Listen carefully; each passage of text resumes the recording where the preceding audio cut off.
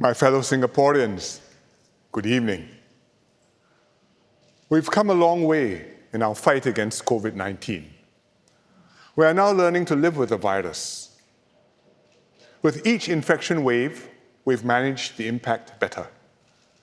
The latest, the Omicron BA.5 wave, is now subsiding. In many other countries, when a wave happens, cases shoot up furiously and then crash down suddenly, like a roller coaster. And when cases shoot up like that, hospitals come under a lot of pressure. In Singapore, our waves grow as well as tail off more gradually. And this suggests we've been effective in slowing down disease transmission. We've spread out the impact and prevented our hospitals from being overwhelmed. Thus far, we've had fewer than 1,600 COVID-related deaths. Every death is one too many. But if our mortality rates had been like other countries, we could easily have suffered 10,000 COVID deaths or more by now. Our collective efforts have saved many lives. Key to our success has been the high level of trust in our society. In some countries, a precaution as simple and essential as mask wearing became a heated point of contention. But in Singapore, people worked with and not against one another. You trusted your government. You patiently endured rounds of easing and tightening measures despite the inconvenience. The government upheld your trust by being open and transparent. We spoke directly to you, shared information readily, and gave you the full facts, even when things didn't look good. Above all, there was trust among Singaporeans that we would each do the right thing and have each other's back. You practiced personal and social responsibility. You took your vaccinations when your turn came, protecting yourself, plus everyone around you and society as a whole. You kept your masks on, especially indoors. You conscientiously washed your hands after coming home. And you've also become experts at swabbing yourselves using ART kits. What used to be an unpleasant experience has now become a routine chore. And if 2 red lines appeared, you self-isolated to protect others. Everyone did our part to keep us all safe. Many of you went out of your way to help others. For example, Madam Alice Chua, who's a retiree. She volunteered at vaccination centers in East Coast and brought fellow seniors to their appointments. Because she spoke Malay and dialects, she also bridged language gaps and could reassure and comfort the seniors during their jabs. Every bit counted in our national vaccination campaign. Or take Madam Ruku, a Yishun resident. She noticed many elderly neighbors were afraid to go out during the pandemic, and so they were getting listless and moody. And to lift their spirits, she cooked and distributed meals for her neighbors, sometimes curry, sometimes bihun. A simple pack of hot meal brought many warm smiles. Or Mr. Razali Puasa, who stays in Toa Payoh. The playground near his block is very popular with young kids, but he saw that everyone was afraid of COVID. So he decided to wipe down and disinfect the playground to reassure families that it was clean and safe to let their kids play there. A simple gesture which made all the difference to the community. And I'm very glad that Madam Alice, Madam Ruku, and Mr. Razali can join us here tonight.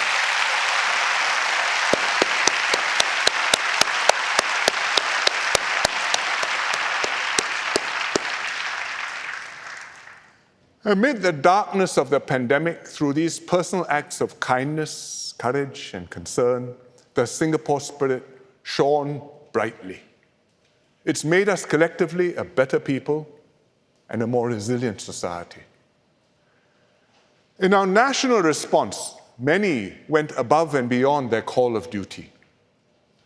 Healthcare workers, through their care and professionalism, ensured that the rest of us could carry on safely with our daily lives. Public officers, especially those on the front lines, carried out many demanding operations, often at short notice.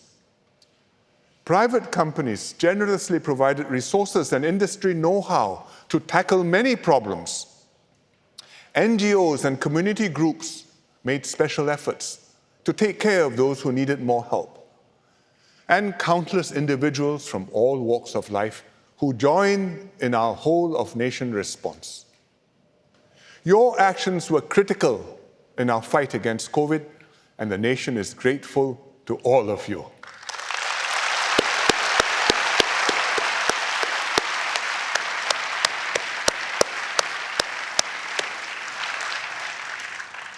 In recognition of your sacrifices and public spirit, the government will present everyone who participated directly fighting COVID-19 during the pandemic, both individuals and teams, a special state award. We will call it the COVID-19 Resilience Medal.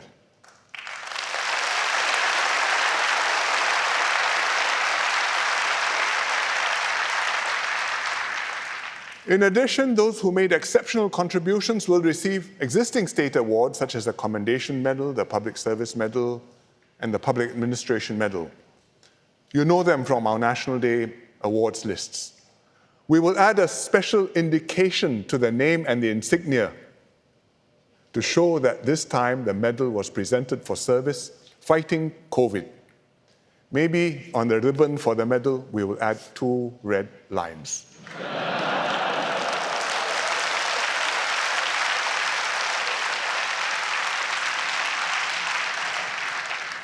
We will announce the awards list at the end of the year and hold the award ceremonies next year to thank everyone properly in person. Meanwhile, we must be prepared to encounter more variants and waves because COVID will remain with us for quite some time. Our safe management measures have protected us well throughout the pandemic. We've adapted them to the changing situation and gradually eased them as things stabilize. Today, just 2 SMMs remain. You must wear masks indoors, like you are doing, unless you're on stage like me. And you must be vaccinated for higher risk settings, such as F&B dining in and large events. With our situation stabilizing, we will reduce the mask requirements further to prevent people from getting tired. We will only require masks on public transport, where people are in prolonged close contact in a crowded space, and in healthcare settings, like clinics, hospitals, and residential and nursing homes, where there are vulnerable persons. Everywhere else, outdoors or indoors, masks will be optional.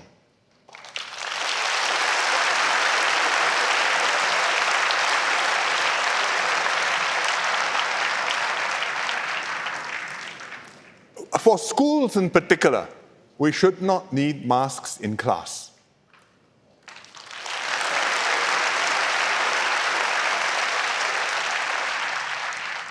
I know parents are a little bit worried, but I think there's no need to worry. We've assessed it, we think it's safe. The children do need to be able to see the facial expressions of their teachers and of each other. You have to learn to read faces. Is he angry? Is he happy? Did he say ter or der? Ker or ger? Otherwise, you grow up with a blank space in your brain. It's crucial for their learning and development. But please don't take your masks off this very moment.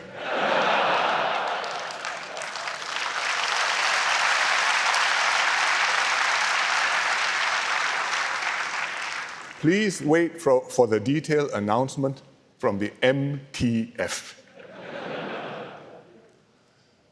Beyond these adjustments to SMMs, we must learn the lessons from COVID-19.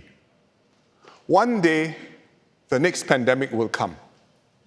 A new virus will emerge, more transmissible, more adaptable, and more dangerous than COVID-19. And we must be ready for it. The most important lesson is to maintain a spirit of personal and social responsibility. Continue to nurture the trust in our society, day in, day out, during normal times, so that during the next crisis, we can again draw upon a deep reservoir of trust to see us through, just like we've done during COVID-19.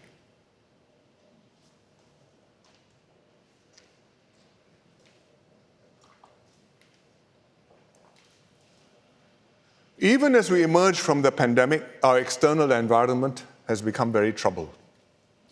US-China relations, which sets the tone for global affairs, are worsening. The two powers are divided over many issues. Their rival ideologies and systems of government, China's growing influence in the world, plus many specific problems, including trade disputes, cyber espionage, the South China Sea, Hong Kong, and most recently and worryingly, sharply escalating tensions over Taiwan. Yet the US and China need to work together on many pressing global issues, including climate change, pandemics, and nuclear proliferation. And their tense relationship is making this almost impossible. And this is bad news for the world. President Joe Biden and President Xi Jinping recently held a long video call. They agreed to meet in person, but neither side expects relations to improve anytime soon. Furthermore, we must all hope that there are no miscalculations or mishaps which can make things much worse very quickly. Apart from US-China tensions, Russia's invasion of Ukraine also has profound implications for the world and for Singapore. First, the invasion violates the UN Charter and fundamental principles of sovereignty and territorial integrity. And this is particularly important to Singapore. Our security, even our existence, relies on countries upholding these principles. We cannot legitimize Russia's wrongful actions. Russia claims that what it calls a special military operation in Ukraine is justified by historical errors and crazy decisions. If we accept this logic, what happens if one day others use this same argument against us? Second, the war has created deep hostility between Russia and other states, especially US and the NATO countries. Relations have completely broken down, and there are nuclear powers on both sides. It's hard to imagine any satisfactory end to the conflict. Third, the war in Ukraine affects security in the Asia-Pacific. It has complicated the already strained US-China relations, and also relations between China and America's partners in Asia, like Australia and Japan. We can expect more geopolitical contestation in the Asia-Pacific. Some countries will choose a side, others, like Singapore, will try our best to avoid being caught up in major power rivalry. Our region has enjoyed peace for so long that it's hard for us to imagine things being different. But look at how things have gone wrong in Europe. How suddenly and quickly. And can you be sure that things cannot go wrong like that in our region too? So we must get real, and we must get ourselves prepared psychologically. What can we do about these external dangers? First, we must stand firm on fundamental principles of international law. Work with other countries to uphold a rules-based order, for example, by speaking up at the United Nations. Taking cover and keeping quiet will hurt us in the long term. Next, we must take national service seriously and keep the SAF and home team strong and credible. If we do not defend ourselves, no one is going to defend us on our behalf. Most importantly, we must stay one united people. Never allow ourselves to be divided, whether by race, religion, income, social differences, or place of birth. Stay alert against foreign actors who are looking out to exploit our vulnerabilities and to influence our people for their own interests. I talked about this in my Chinese speech. Don't believe that everything you read online is true. If we are taken in and we are divided, we will stand no chance. But united, we can deal with any problems that come our way.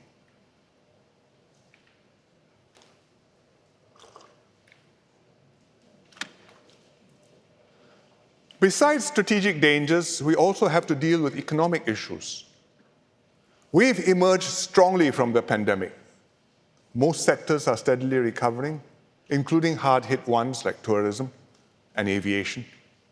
But now, the war in Ukraine has clouded our outlook, although we still expect positive growth this year. Top of everyone's minds is the cost of living. Even before the war, inflation was already becoming a problem because COVID-19 had disrupted supply chains, and it had also caused developed countries, especially the US, to implement huge spending packages, stoking inflation, which spread internationally. But the war has made things worse. Oil and gas supplies from Russia are getting disrupted, and this is pushing up energy prices worldwide. That's why our electricity prices have gone up.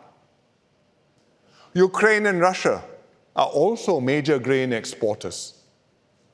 The war has prevented most of their grain from being shipped out to world markets, and that's causing shortages and pushing up food prices globally.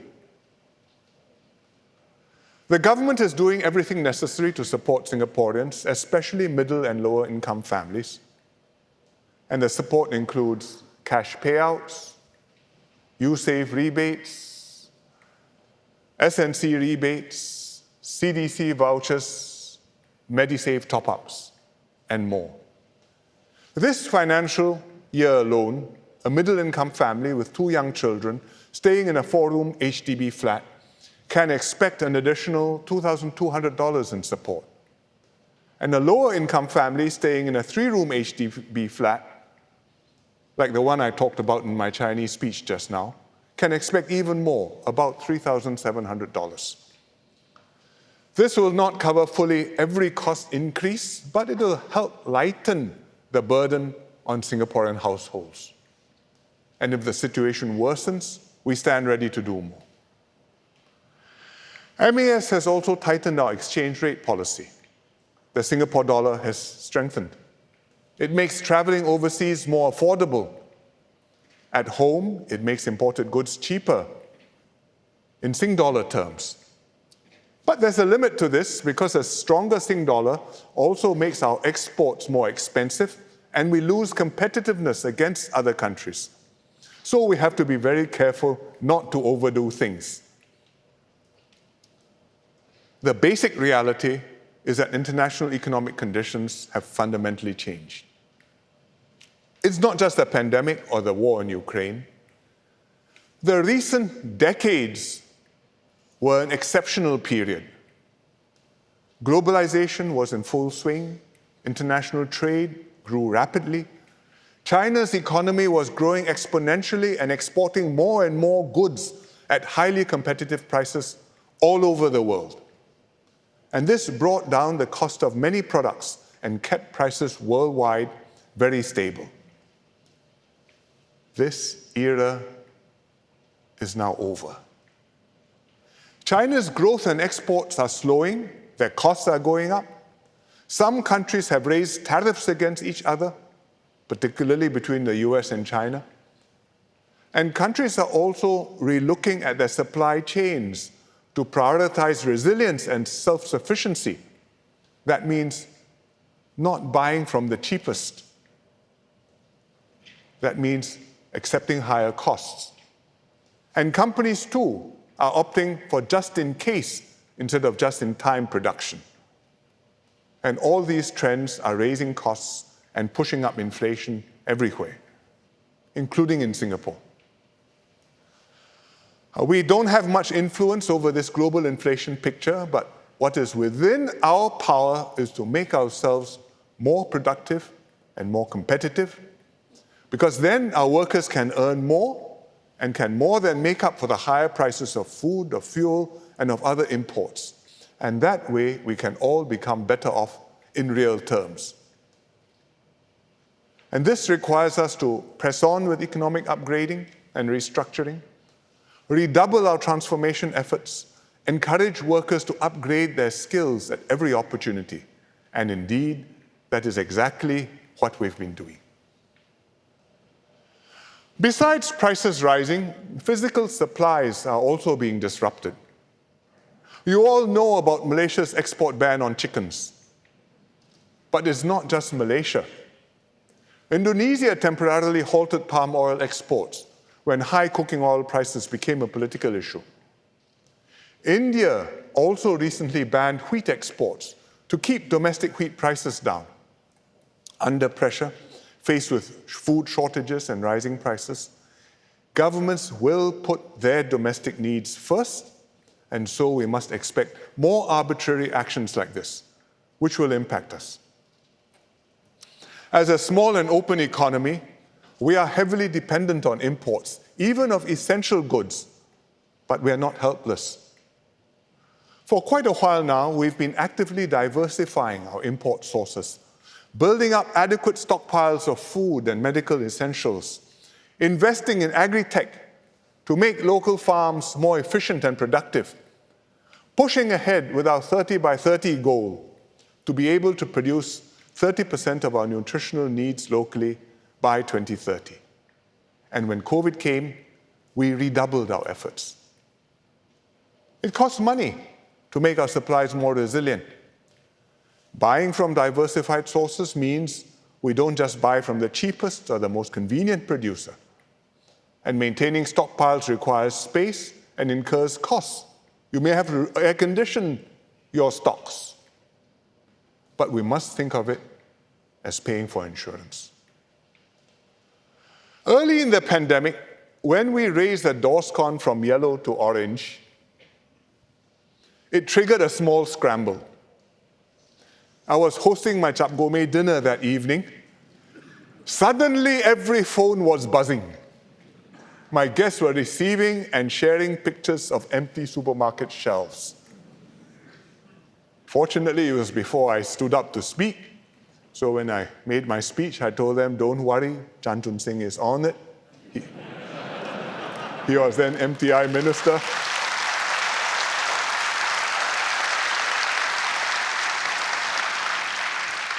I had faith in him, so I told him, I promise you, you won't have to eat compo rations.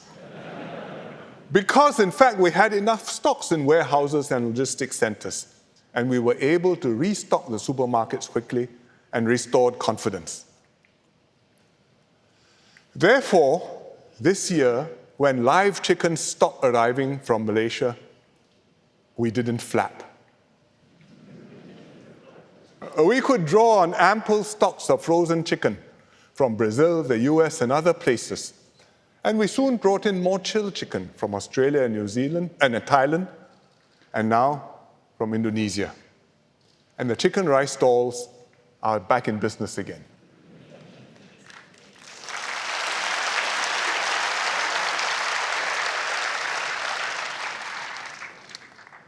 People take this for granted, but actually a lot of work goes on behind the scenes. Nothing happens by itself, not even in Singapore.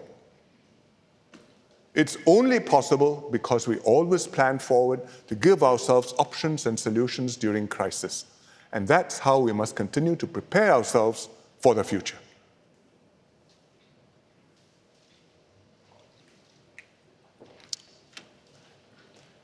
Even as we navigate through an uncertain and troubled world, we have to deal with domestic issues.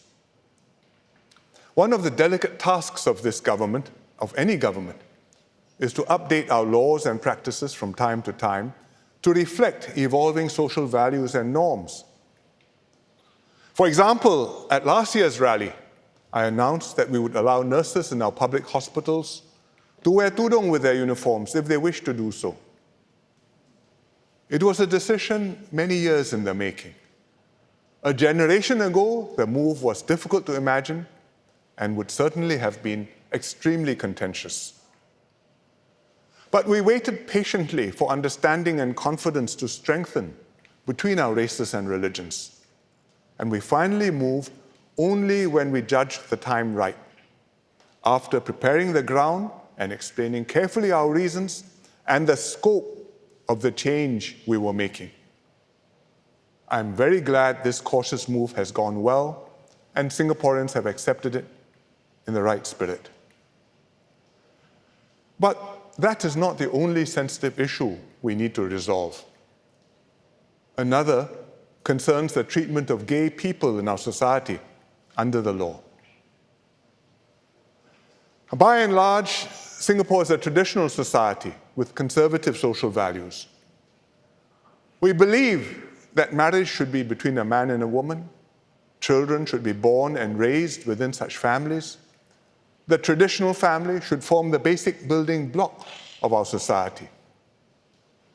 Most Singaporeans would like to keep our society like this, and this is the government's position too.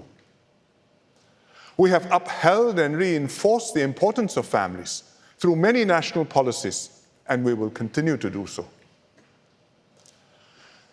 However, like every human society, we also have gay people in our midst. They are our fellow Singaporeans. They are our colleagues, our friends, our family members. They too want to live their own lives, participate in our community, and contribute fully to Singapore. And we need to find the right way to reconcile and accommodate both the traditional mores of our society and the aspiration of gay Singaporeans to be respected and accepted. A major issue for gay Singaporeans is Section 377A of the Penal Code, which makes sex between men a criminal offense. It was originally introduced in the 1930s by the British colonial government. It reflected moral attitudes and social norms that prevailed back then. But over the decades, homosexuality has become better understood, scientifically and medically. In many societies, including Singapore, gay people have become more accepted for who they are instead of being shunned and stigmatized. Many countries that used to have laws against sex between men have since repealed them, and they include several Asian countries, but so far, not Singapore. Parliament last debated whether or not to repeal Section 377A in 2007. MPs expressed strong views on both sides. I joined in the debate to advise restraint and caution. I acknowledge that what consenting adults do in private is their personal affair, and the government should not intervene. But I pointed out that not everyone was equally accepting of homosexuality. Quite a few had considerable reservations, particularly within certain religious groups, including the Muslims, the Catholics, and many Protestant denominations. The government decided then that we would leave 377A on our books, but not actively enforce it. We stopped short of repealing the law. It would have been too divisive to force the issue then. It was better for us to live with this untidy compromise, and it was a practical way to accommodate evolving societal attitudes and norms in Singapore. The compromise didn't satisfy every group, but by and large, it has enabled all of us to get along, and so we have lived with this sensitive issue without it monopolizing our national agenda or dividing our society. Now, 15 years later, attitudes have shifted appreciably. While we remain a broadly conservative society, gay people are now better accepted in Singapore, especially among younger Singaporeans. It's timely to ask ourselves again the fundamental question: should sex between men in private be a criminal offense? Singaporeans still have differing views on whether homosexuality is right or wrong, but most people accept that a person's sexual orientation and behavior is a private and personal matter, and that sex between men should not be a criminal offense. Even among those who want to retain Section 377A, most don't want to see it actively enforced and criminal penalties applied. From the national point of view, private sexual behavior between consenting adults does not raise any law and order issue. There's no justification to prosecute people for it, nor to make it a crime.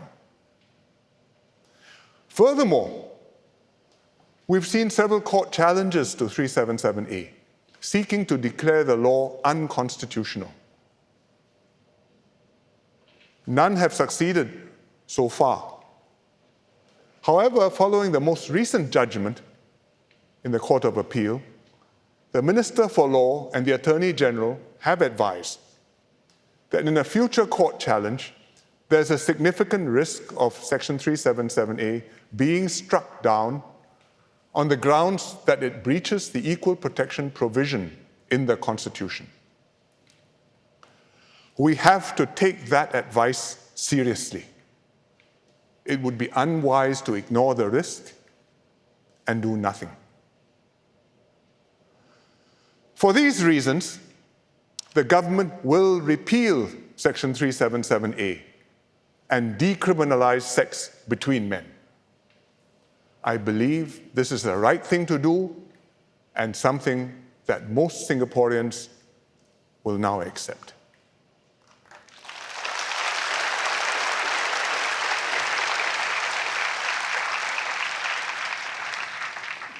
This will bring the law into line with current social mores and I hope provide some relief to gay Singaporeans.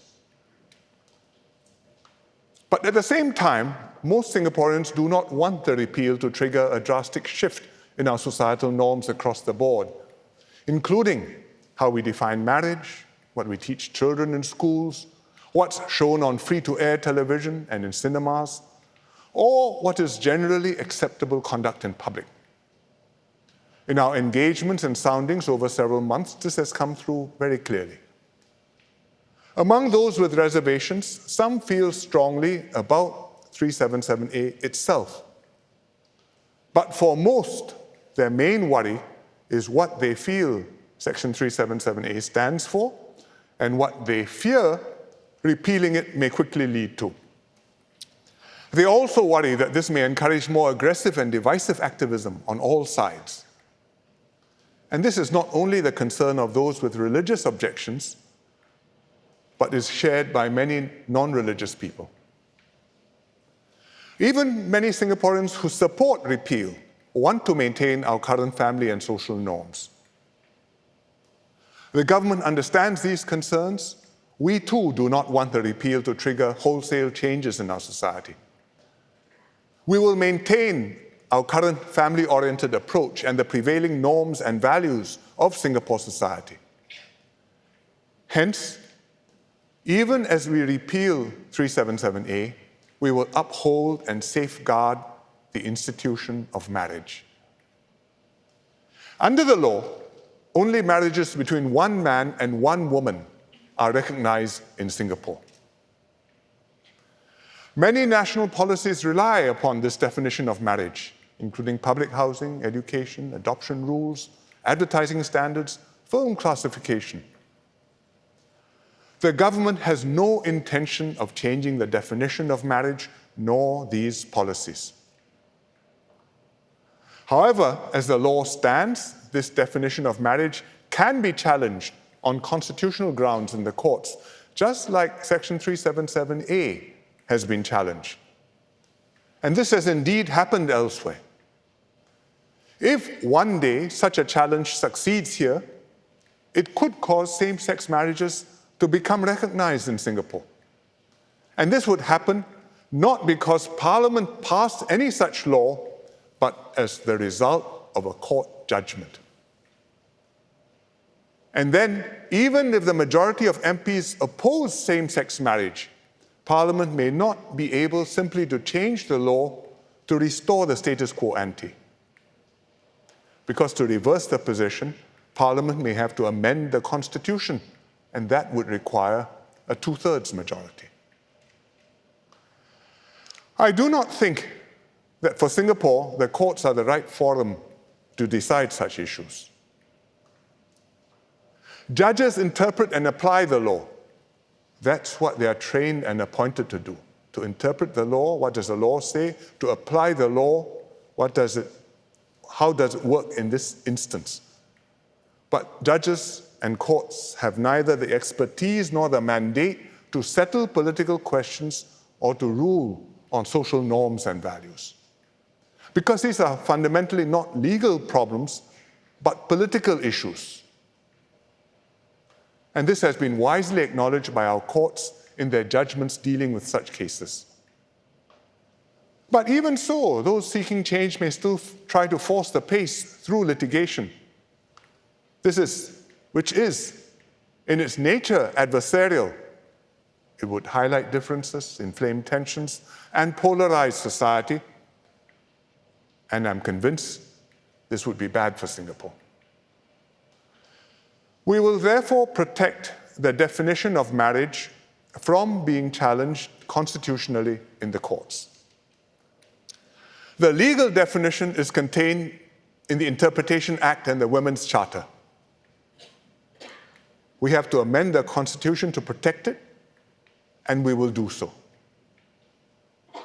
This will help us to repeal Section 377A in a controlled and carefully considered way. It will limit this change to what I believe most Singaporeans will accept, which is to decriminalize sexual relations between consenting men in private. But will also keep what I believe most Singaporeans still want, and that is to retain the basic family structure of marriage between a man and a woman within which we have and raise our children.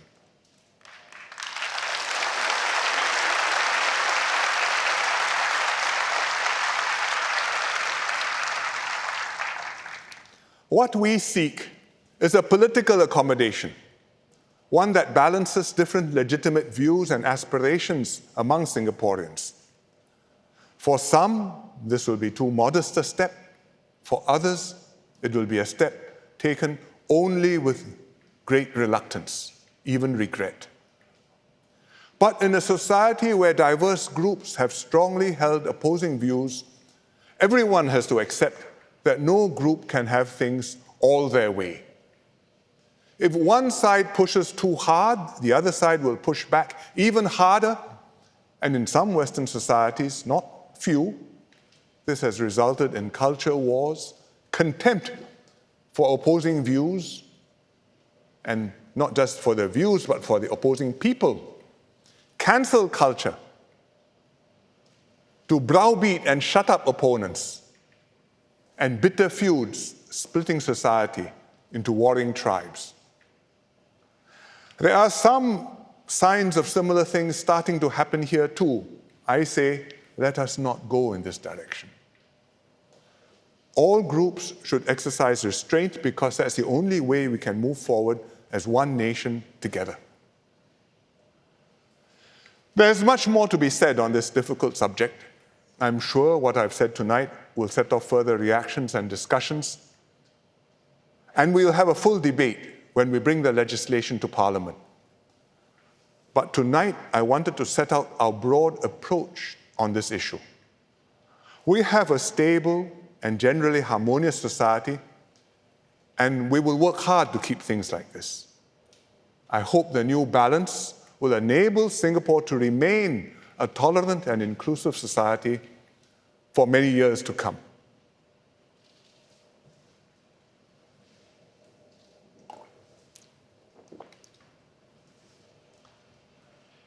While we deal with sensitive issues like 377A, please remember that it is not the only subject on the national agenda. We have many other important matters to deal with. The 4G team are gearing up for the next chapter of the Singapore story. Recently, DPM Lawrence Wong launched Forward Singapore. The conversation is to build consensus on the kind of Singapore we want to see.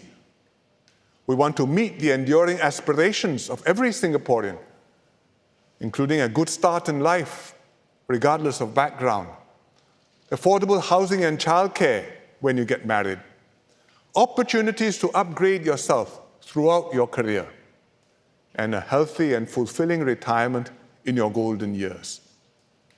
How can we achieve this into the next generation? What specific goals should we set for ourselves? What do we need to do? What trade-offs do we have to make? How can we rally everyone to realize our shared vision? This is what the Forward Singapore conversation is about. I hope that through this exercise, we will better appreciate some enduring imperatives for Singapore. First, we must take pride in being Singaporeans, strengthen our national identity, and understand where our national interests lie. Our ethnic cultures and religious traditions are an important part of our identity. But first and foremost, we are all Singaporeans together. There will always be external forces pulling us in different directions. Singaporeans are being exposed to all sorts of persuasion and propaganda, misinformation and agitation, not least on social media and messaging apps.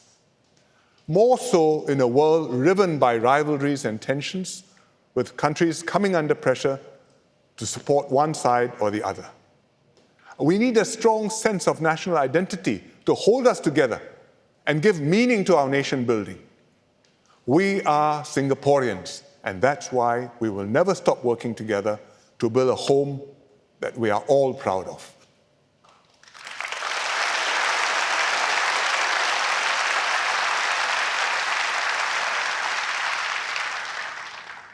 Second, we must stay open and connected to the world. Globalization is on the wane, countries are turning inwards and protectionist, but Singapore is still a global city. We cannot survive in any other way. It's impossible for us to grow or make everything we need ourselves. Nor can we consume everything we produce, whether computer chips or pharmaceuticals or petrochemicals. To make a living, we will always require foreign investments, overseas markets, excellent transport and communications links with all parts of the world. The international tensions and uncertainties make our task harder, but countries will still do business with one another. MNCs will still look for places to invest. The world will still need financial centers and communication and transportation hubs. And if we are nimble and enterprising, we will get our share of these and more. Third, we must build a world-class talent pool in Singapore. We do our utmost to develop our own talent and enable every Singaporean to reach their fullest potential. But when it comes to top talent, we can never have enough. This is an age where talent makes all the difference to a nation's success. We need to focus on attracting and retaining top talent in the same way we focus on attracting and retaining investments. This is true not just of Singapore. Countries all over the world are making a special effort to court top international talents. Germany recently allowed skilled foreign professionals to live there even before they secure a job. Come first, look for the job later. The UK wants to attract the best and brightest at the beginning of their careers. Recently, it introduced a special visa for graduates from the top 50 universities in the world outside the UK. And if you look through the list, it includes NUS and NTU. In this global contest for talent, Singapore cannot afford to be creamed off or left behind. Singaporeans are rightly concerned about the impact of large numbers of non-residents living and working here. I talked about this last year. The government is following up to tackle the problems and ease these concerns. But while we manage the overall population of foreign professionals here, we must not stop seeking out top talent who can contribute to our Singapore story. Let me give you one example, the biomedical sciences. Like so many important projects in Singapore, the story started with Dr. Goh Keng Swee. In the 1980s, he saw the potential of biomedicine, and Dr. Goh set up the Institute of Molecular and Cell Biology, IMCB. Not everyone was persuaded. Some called it Goh's second folly, because the first one was Jurong Industrial Estate. That one succeeded. This one, they called it his second folly. They were not convinced. But we started. In the 1990s, we decided to make a big push on biomedicine. Mr. Philip Yeo became chairman of NSTB, the National Science and Technology Board, which later we renamed A-STAR. We scoured top universities and research institutes for the best biomedical scientists, researchers, engineers. Philip went around the world to pitch to them personally. He persuaded some of the top names in their fields. He called them the whales, as well as younger rising stars. They were taken by our vision and they moved here. They moved their labs here, they moved their students here, they moved their team here. They did good work here. The whales mentored our local talents who were then still new to the field. Philip called our local talents guppies. We awarded scholarships to hundreds of guppies to study biomedical sciences all the way to PhD. And the guppies trained under the whales with the goal that one day they themselves would grow into whales. So we created an ecosystem for the biomedicine business and started on a long journey to become a biomedical hub.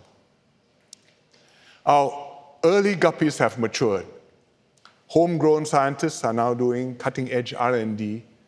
Quite a few have become principal researchers, leading their own teams. Others have founded startups to develop and commercialize their discoveries. Today, our biomedical sector is thriving. It employs 25,000 workers and contributes almost 1/5 of our manufacturing GDP. We've also attracted major projects, including from Sanofi and BioNTech. These are leading firms for vaccine manufacturing facilities. BioNTech is the second half of Pfizer-BioNTech, the vaccines which many of us have taken for COVID. It's a German company. When I met Chancellor Merkel last year, before she retired, she says, I hear BioNTech is going to Singapore. They take note. It is significant. It means something to them. It means a lot to us. During COVID, our researchers, both Singaporeans and non-Singaporeans, made significant contributions. They helped maintain the international GISAID database, which facilitates sharing of COVID genomic data worldwide. They developed test kits and other diagnostics. They enabled us to understand international progress on vaccine development, tap into industry networks, and thus secure vaccines and therapeutics early for our people. That's why we had the know-how, we had the confidence, we were prepared to take bets, we placed bets early, and our bets paid off, and we were able to vaccinate Singaporeans months before we would otherwise have been able to, saving time, saving lives, making a huge difference to Singapore. Had we not sought out top talent 30 years ago, and then continued to build up our biomedical research teams and activities and develop homegrown talent, all this would never have happened. This is the difference that top talent can make. We have a window of opportunity now. All the dark clouds around us have a silver lining, because at such times, our trusted Singapore brand of quality, reliability, and efficiency, our reputation, gives us a competitive edge. And our track record tackling COVID makes us stand out even more. Singapore has attracted the interest of many talented people and international companies. Those with special talents and skills are looking for places to move to where they and their families feel safe and welcome, and where they can make an impact. Businesses want to invest in places where the talent is. The business follows the talent. And they also look for the places where the politics and policies are stable and where the system works. And that's why, even during the pandemic, EDB continued to bring in many good projects. And even now, we have a very strong investment pipeline of potential projects whom we have a good chance of getting. We must seize this opportunity to secure Singapore's place in the post-COVID world. We already have schemes to attract and retain top talent, especially in the technology industry, IT. But we need to do more, especially in the sectors with good potential. We want to make top talent everywhere sit up, pay attention, and think seriously about coming to Singapore. MOM, MTI, and the economic agencies will soon announce new initiatives to achieve this. If we can get the people we want to come here, it will really help Singapore to shine brightly as a hub of innovation, entrepreneurship, and growth. And it will make our own talent want to stay in Singapore to participate in building a dynamic and outstanding nation. And every Singaporean will benefit from our progress and success.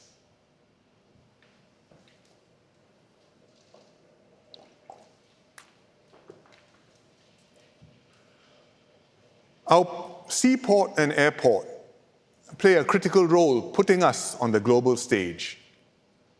They connect us to the world and keep Singapore a thriving business and trading hub. That's why we've always taken the long view and continuously improved our sea and airports. 10 years ago, I spoke about our plans for Tuas Port and Changi Terminal 5. We've been working hard at these plans. Tonight, I want to give you an update. Let me take our seaport first.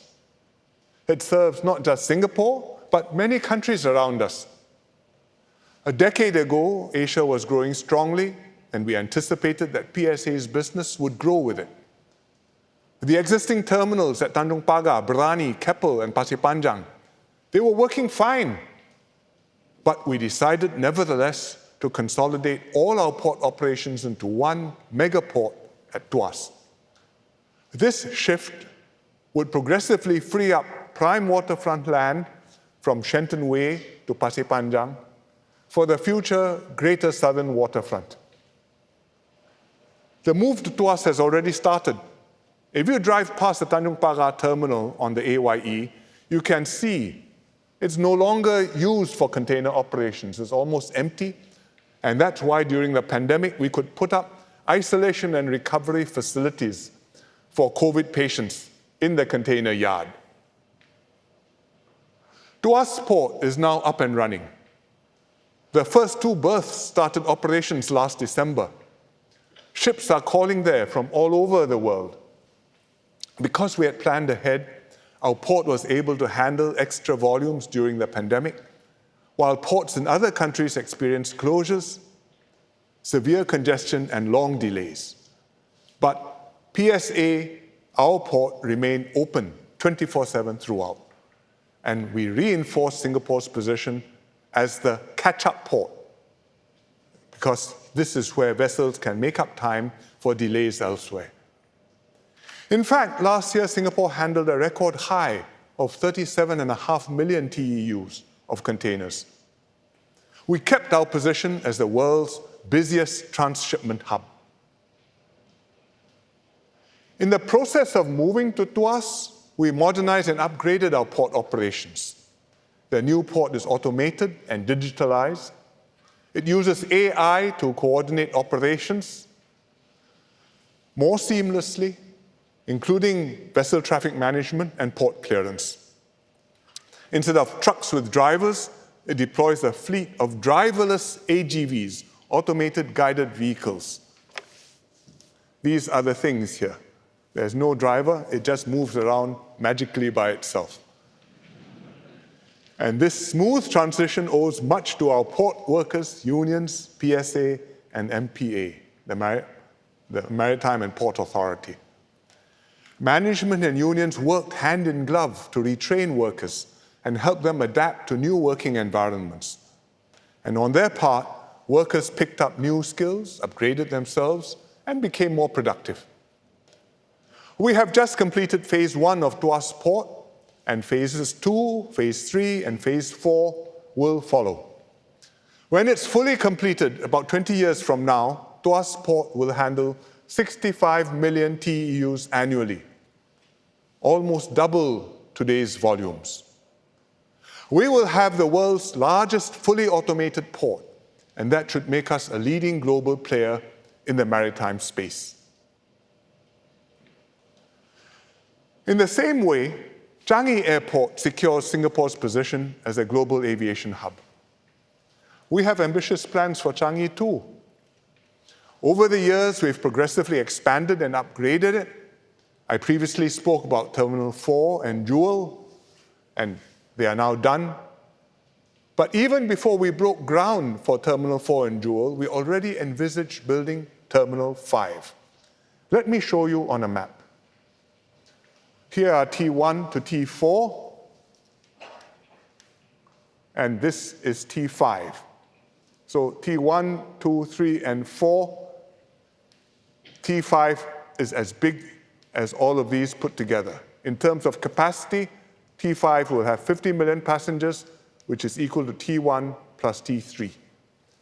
But if you look at the way the airport is built, all the new part of the airport, T5 and all this new half, in fact, we are building one more new Changi airport.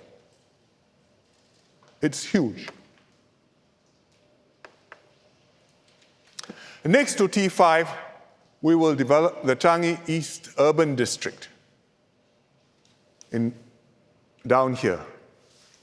And this will be a new business and lifestyle destination, creating more jobs and opportunities for Singaporeans.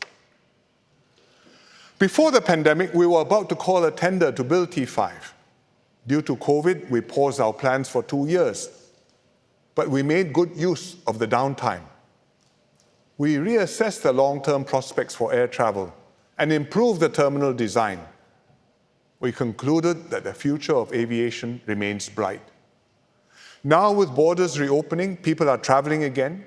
Passenger traffic has already exceeded half of pre-COVID levels. In the longer term, air travel will keep growing because of a fast expanding middle class in our region. Hence, we decided to go ahead and restart the T5 project. We redesigned T5 to be more resilient, in particular to operate more safely and flexibly during a pandemic, to scale operations up and down more easily, and to isolate passengers from different flights to limit cross-infection. We've also made T5 greener and more energy efficient. And when it's completed in the mid-2030s, T5 will show the world what sort of place Singapore is.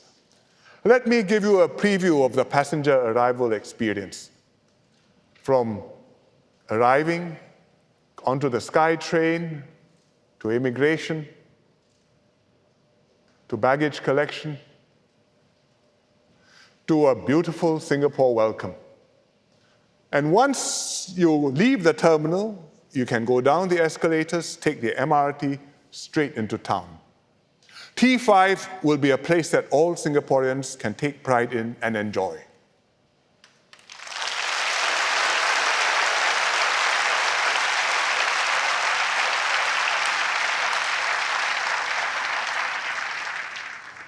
Our decisions to press on with Changi T5 and Tuas Port send a strong and clear signal to the world that Singapore is emerging stronger from the pandemic and charging full steam ahead. Changi and Tuas are specific examples of how we plan our economic infrastructure. But I'm sure you also want to know how we can live, work, and play in the future. Over the last year, URA has been working on the long-term plan review, which it used to call the concept plan. This is not just to prepare for the next 5 or 10 years, but to rethink what Singapore can look like in the next 50 years and beyond. And the plan takes in feedback and ideas from the public and guides our future development. I visited the exhibition at the URA Centre last month. It includes an eye-catching display of artwork. URA had held a competition for primary and secondary school students to imagine Singapore of the future. And the many creative drawings show how our young visualize Singapore will be when they grow up. And let me show you 2 pieces. This is Today's Future by Salma Ma. It won the first prize in the primary school category. Her drawing shows downtown Singapore, skyscrapers with rooftop gardens, all connected by an underwater MRT system. This thing here, with headlights. I hope we don't have to submerge our MRT lines into our rivers and seas, but Salma's piece highlights real considerations in urban planning, including dealing with rising sea levels and having sufficient green and blue spaces in the city. This next piece is Floating Home by Justin Teo, who won in the secondary school category. His idea is to levitate houses, places of interest, infrastructure, and transportation, and build a city in space. We might not quite have the technology today, but Justin's piece captures the boundless optimism and can-do spirit that we seek in preparing for the future.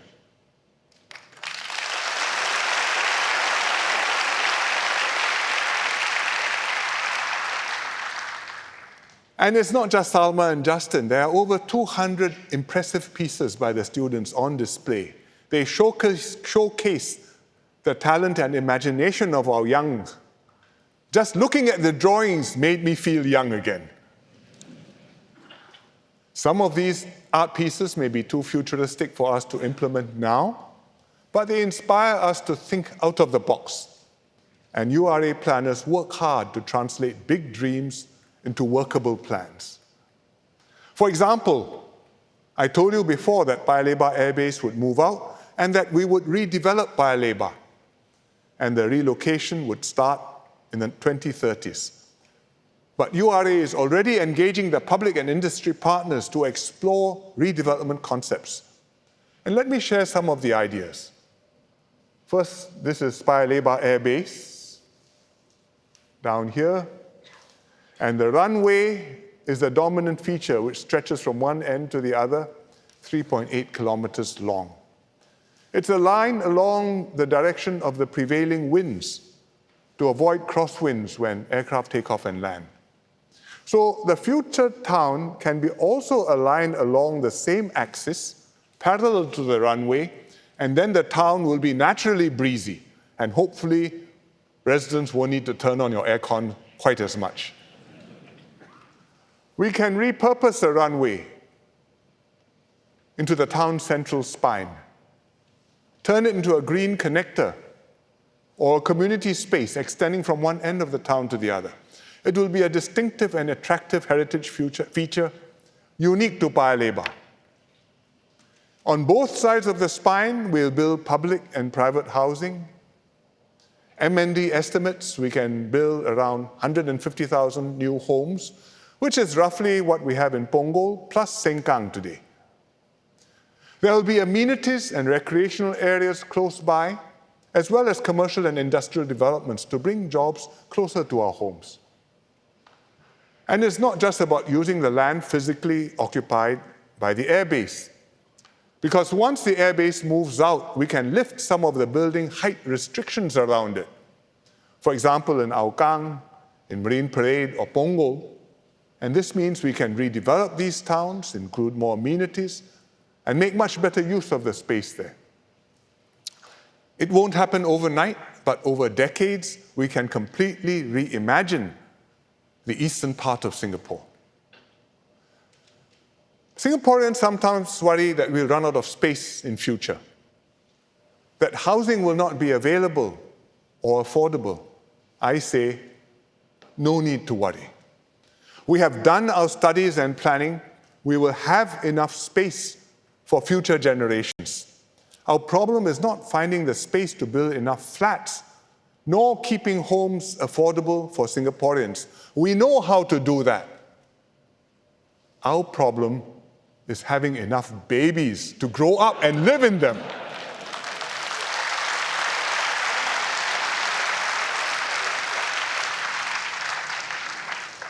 And I don't know how to do that, but we will come back to that subject in a future rally. Our island may be small, but it holds great potential. Paya Lebar is just one example of how we are reimagining and transforming Singapore. We are doing this all across the island, Jurong Lake District, Greater Southern Waterfront, and many other areas too. Each new estate will be more livable, greener, more sustainable than the previous one. This is not easy to do, but just as past generations planned for and created the Singapore that we live in today, we too must never stop imagining and building the future Singapore for the next generation and beyond.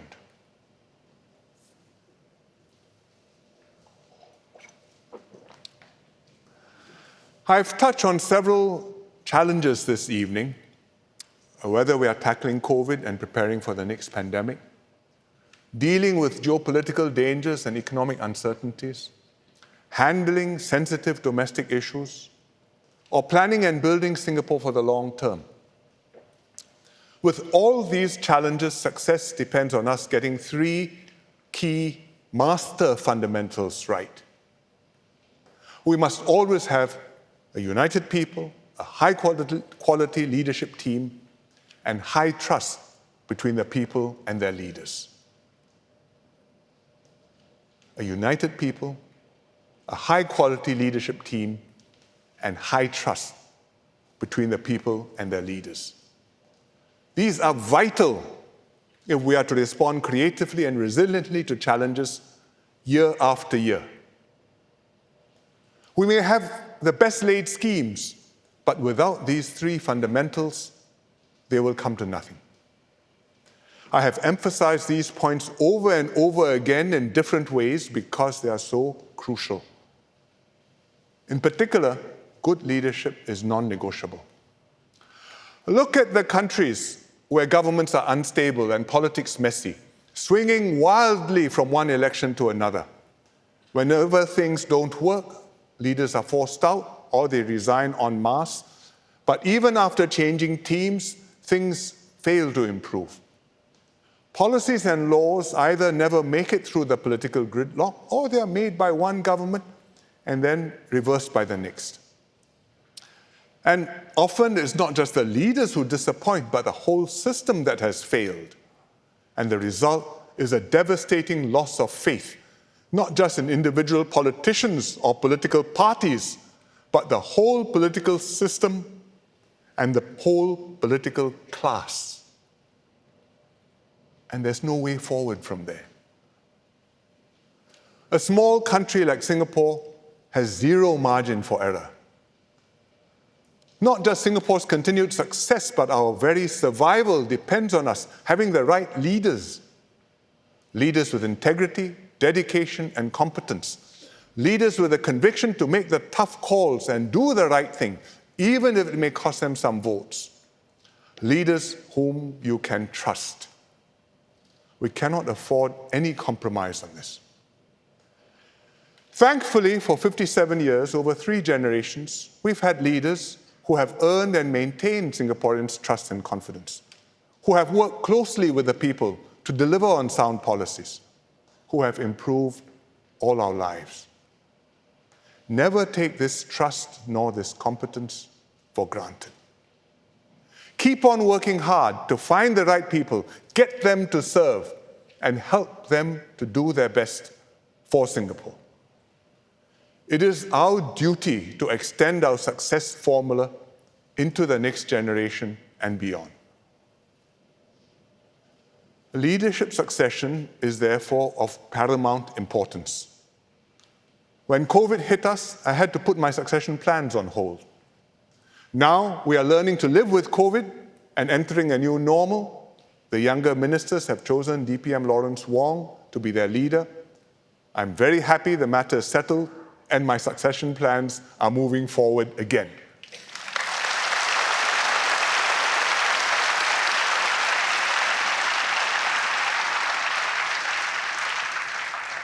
I'm also glad that from everything I see, Singaporeans are supportive of Lawrence and his leadership of the team.